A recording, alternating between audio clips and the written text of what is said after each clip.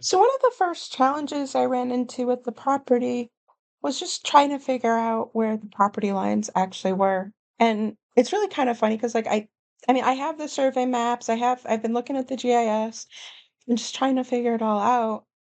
And what kind of happened is that this is actually like a break off of 50 acres from like a lot larger of a parcel. And I was told that there was an excellent survey done and that they had had it all very, very well flagged and there was nothing to worry about. And it was actually kind of funny because the first night when I actually first saw it, we had gotten lost and we were following the boundary flags, and then they just suddenly stopped. And so then we just kind of started wandering around with the real estate agent, and then we kind of ended up completely lost. And eventually we actually ran into the people that were selling it from the larger parcel, and they gave us a ride back to the road. But I didn't really kind of put it together yet because I really thought that it was supposed to be really well marked. They had just done this survey, it was all brand new. And the thing was that on the GIS and on the survey map, it's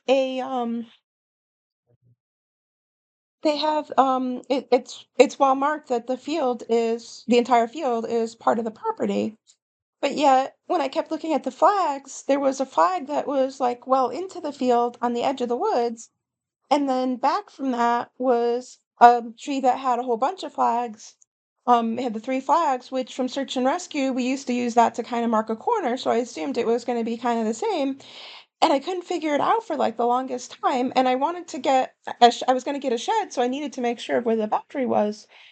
And so I was really puzzled because it looked like on the map, you walk in like where you park, and then it's straight back, but the flags and stuff did not match that at all.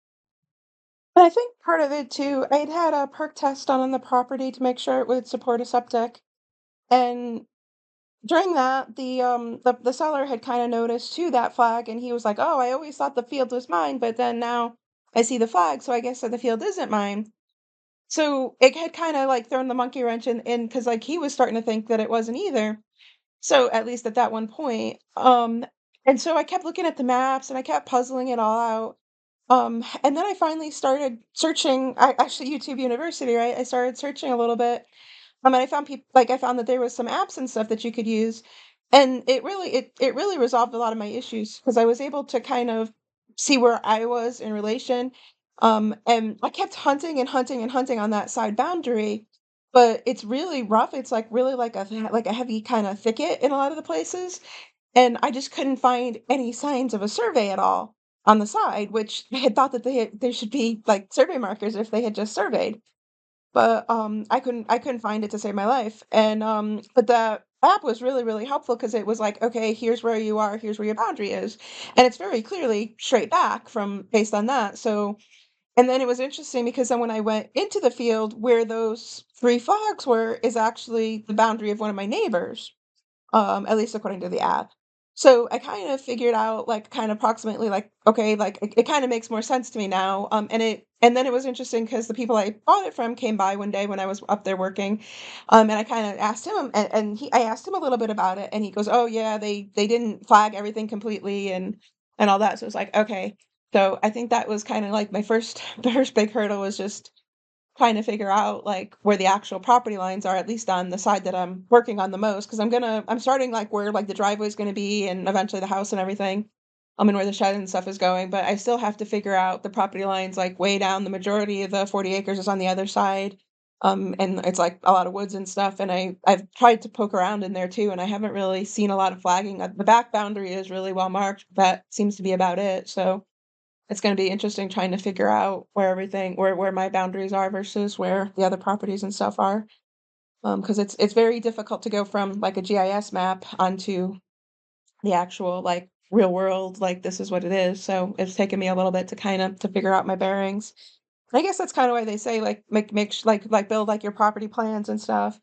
I was able to use YouTube University and stuff too to kinda come up with some preliminary maps and stuff, which it was very helpful to kinda learn how to do all that.